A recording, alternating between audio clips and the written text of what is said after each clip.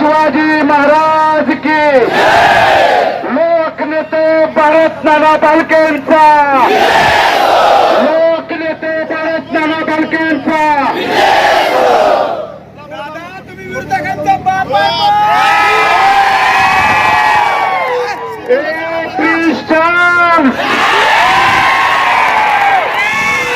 पंढरपूरची तुला गर्दी बघायची होती ना पंढरपूरच्या का पुण्याच्या घरात एकदा येऊन बघ आत्मीयता काय असते प्रेम काय असतं जिव्हाळा काय असतो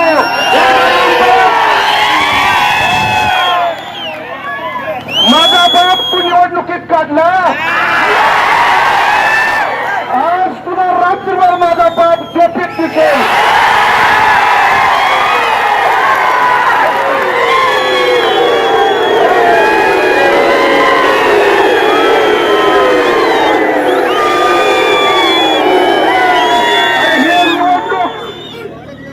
विकासाच्या मुद्द्यावर घेऊन जावा म्हणून पहिल्या दिवसापासून सांगत होतो पण कधी माझ्यावरती काकांवरती दिलीप बापूवरती अनिल दादावरती कधी माझ्या पत्नीवरती खालच्या पातळीला टीका केली आम्ही सहन केली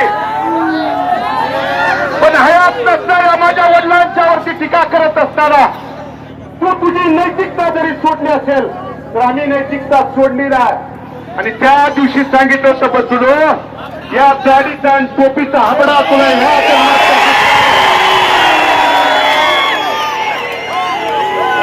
21ला पोटनिवडणुकीत रणांगणात पळून गेला 24ला देखील येतो म्हणून पळून गेला मला या शिवतीर्थावर तुला खुलावाला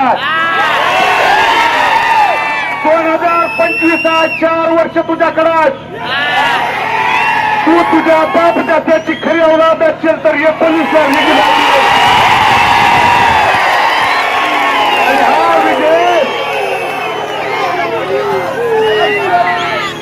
हा विजय 1 2 3 11,136 मतांनी दिला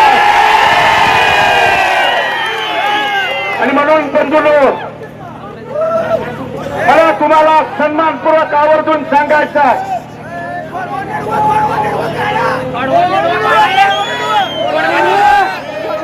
5 वर्षाच्या प्रतिकूल परिस्थितीत या परिवारातला तमाम इथला माझे मायबाप वडीलधारी मायबाप तरुण सहकारी या गुलालासाठी तिष्ठत होता गुलालाची मनामध्ये खंत होती पण भारताच्या आशीर्वादानं तुमच्या सगळ्यांच्या सहकार्यानं पाठिंब्यानं आज पडलेला गुलाल या गुलालाची आणि भारताची शपथ घेऊन सांगतो भविष्य काळात जाईल तिथे जर गुलाल घेतला नाही तर या 5 वर्षाच्या काळात इथल्या तमाम मायबाप शेतकऱ्यानं वडीलधाऱ्यानं तुमच्या सगळ्यांच्या सहकार्यानं आशीर्वादानं मी या प्रतिकूल परिस्थितीत अनेक त्या ठिकाणी माझ्यावरती आरोप झाले कुणी सांगितलं भालके सपने अरे तुझ्या बापाला भालके त्या ठिकाणी आणि म्हणून मी तिथल्या पंढरपूर शहर आणि तालुक्यातल्या आणि मंगळवेढा तालुक्यातल्या देखील पंढरपूर मधली निवडणूक झाली बंधूंनो इथं गप बसल वाटलं मंगळवेढ्याला आला आणि मंगळवेढ्याला काय म्हणला पंढरपूरच्या निवडणुकीचा विजय म्हणजे काळ्या दगड्यावरची पांढरी रेघ आहे ही तुझा काळा दगड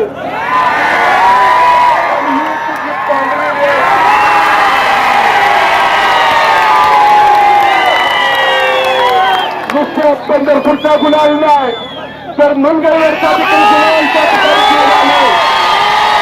आणि इथून पुढच्या काळात जिल्हा परिषद असेल पंचायत समिती पण बंधूंनो खऱ्या अर्थानं अंतकरणपूर्वक ऋणपूर्वक कुणाचं ऋण व्यक्त करायचं असेल तर भगीरथ या 5 वर्षात लढला त्या लढायला बळ जिथल्या खऱ्या अर्थानं उपस्थित माझ्या बायबाप तरुण शेतकऱ्यांनी माता भगिनींनी आणि सहकार्यांनी दिलं माझा बाप खऱ्या अर्थानं आज जिवंत ठेवण्याचं काम तुमच्या संघर्षानं, स्वाभिमानानं, तुमच्या लढाईनं, तुमच्या त्या ठिकाणी कार्यकर्त्यांची निष्ठा, प्रेम काय असतं हे खऱ्या अर्थानं भारताला जिवंत ठेवण्याचं काम तुम्ही त्या ठिकाणी केलं.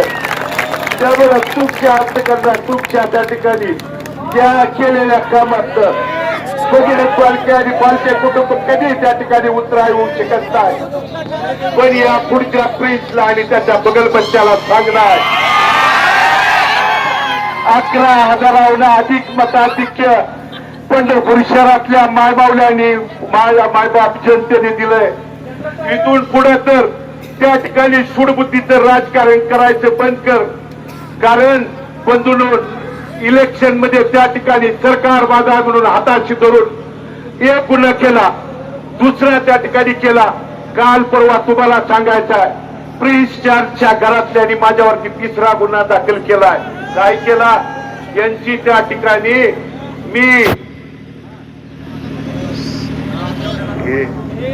यांची उतारे दाखवले, यांचा भ्रष्टाचार दाखवला. अरे गुन्हा दाखल करतोय हात,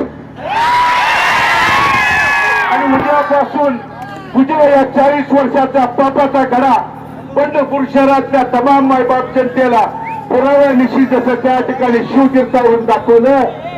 फक्त तुला माझं एवढंच सांगणार, सूडबुद्धीचं राजकारण करू नको. एकदा मायबाप जनतेने आशीर्वाद दिल्यानंतर गुन्हा दाखल केलं. काय केलं? आबरू नुकसानीचा माझ्यावरती गुन्हा दाखल केला. अरे तुला जेवढी थोडी आबरू राहिली ती या निवडणुकीत 11,136 मतानं मताधिक्य दिल्यावर तुला आबरू तर शिल्लक आहे का? एकदा तपास. उद्यापासून प्रणिता बालके आणि तीर्थक्षेत्र विकास आघाडीच्या बंधूंनो, कारण या भगीरथ बालकेंनी इथल्या मायबाप जनतेला शब्द दिला की प्रणिता बालके आणि जोडून गेलेले सर्व सन्माननीय नगरसेवक काम करायला सक्षम आहेत. तिच्या निर्णयात, तिच्या कोणत्याही त्या ठिकाणी नगरपालिकेच्या अधिकारात भगीरथ बालके त्या ठिकाणी हस्तक्षेप करणार नाही. पण प्रेस तो त्या ठिकाणी सूडभावनेनं जर त्या ठिकाणी आला तर भारत नानांचे रक्त आहे जशा तसे त्या ठिकाणी उत्तर द्यायला पुढे त्या ठिकाणी बघणार नाही. आणि म्हणून सर्व कार्यकर्त्यांना, वडीलधाऱ्यांना, तरुण सहकाऱ्यांना, मतदार बंधू भगिनींना मनापासून, अंतकरणापासून मी धन्यवाद देतो. आपण टाकलेल्या विश्वासाला पंढरपूर आणि मंगळवेढा दोन्ही नगरपालिकेच्या तमाम मायबाप जनतेला अंतकरणपूर्वक धन्यवाद देत असताना तुम्ही टाकलेल्या विश्वासाला किंचित भर देखील तडा जाऊ देणार नाही. या भारताला करून त्या ठिकाणी अभिवाचन तुम्हाला देतो. आणि परत एकदा सांगतो, तू ये घरातला कोणी ये, रिंगणात मात्र पळून जाऊ नको. वाट बघतोय, रिंगणात मात्र पळून जाऊ नको.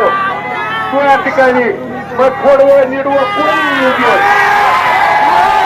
आणि मला तमाम इथल्या प्रमुख कार्यकर्त्यांना, पदाधिकाऱ्यांना आवाहन करायचं की पोलीस प्रशासनाला, कारण 5 वर्षात आपण पराभव देखील संयमानं पचवला, त्यामुळे विजय देखील आपल्याला भारतदारांची शिकवण आहे.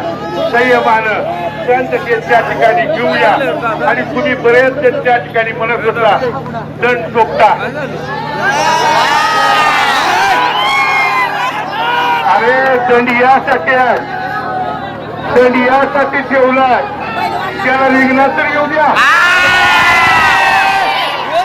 आल्यावर त्या ठिकाणी दंडाचं बघतो, बट्टी या टोपीची, या दाढीची तुला करायला